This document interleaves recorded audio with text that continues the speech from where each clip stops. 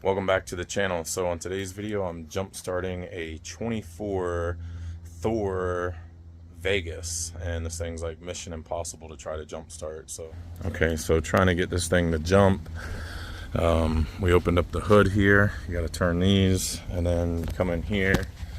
You can kind of look for the battery and you can see the little red top back there for the positive post, right? But you can't get your clamp on it because you got this hose and all these brackets in the way. And then come under the fender well here, and you got this inner fender in here. It's got this one screw here. I think if we take that screw out, we'll be able to get to the battery, but we're not sure yet. The older models are a little bit different. We tried using the auxiliary button, which is right here.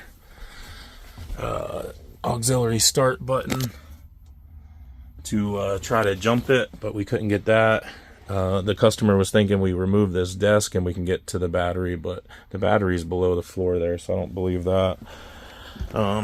Went in here to the owner's manual, page 76 through 79, and it didn't show us how to get to the battery to jump start. It was just telling us the auxiliary mode right here on how to use that to jump it, and we tried that, and it didn't have any other instructions. When using the emergency start feature, do not hold the ignition key in the start position for more than 30 seconds.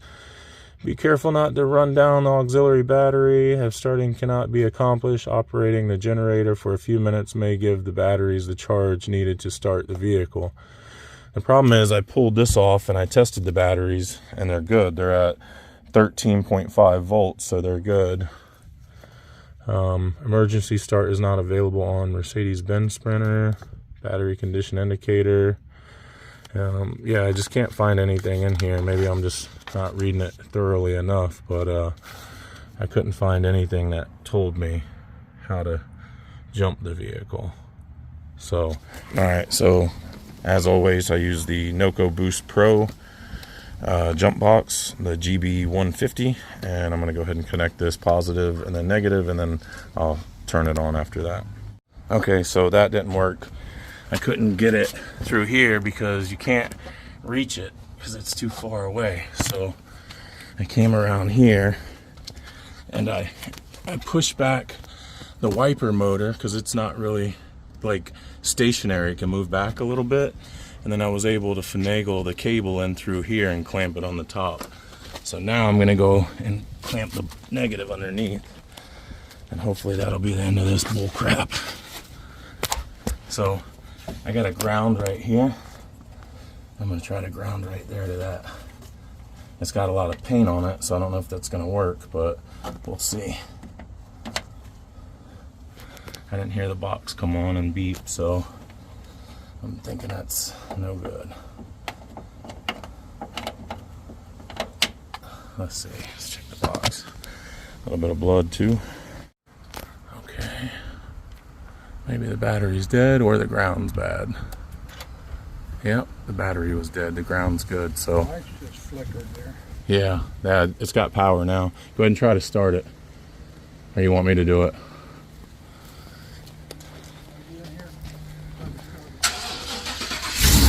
All right. Hell yeah. Boy, this thing was really starting to piss me off.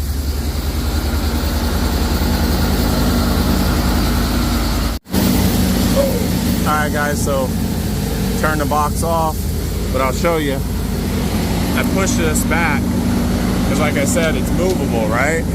See how that can move? And so that gave me just enough room to come in here with my hand and put the cable in, and then come in afterwards and reach in and clamp it.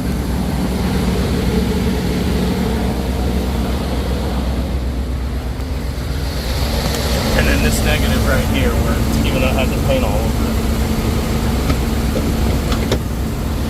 What a pain in the butt. Okay, so this thing moves so easily on this model because hers is actually broke on the passenger side over here. It's come out. I don't know if you guys can see it, but it needs another nut or bolt put on there to fix it, but that's what helped me get through there and get the clamp on this one. So if you can, just kind of move these hoses out of your way. You might have to cut the zip tie or something right there and move that hose out of the way to get to the positive.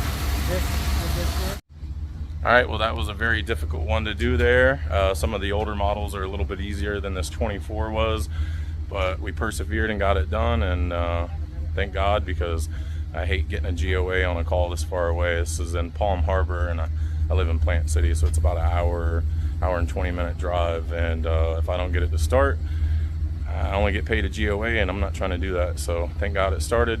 I hope yours does too. I hope I helped you out. Don't forget to like and subscribe, drop me a comment, and I'll see you on the next video.